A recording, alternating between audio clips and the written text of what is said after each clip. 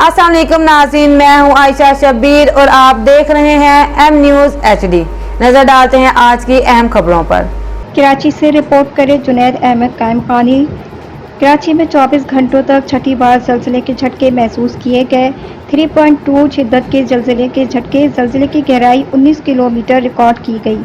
सिंध के दारुल हुकूमत कराची में ज़लज़ले के झटके महसूस किए गए। ज़लज़ला पैमाक मरकज़ के मुताबिक कराची में ज़लज़ले के झटके महसूस किए गए, जिनके रिक्टर स्केल पर शिद्दत 3.2 रिकॉर्ड की गई।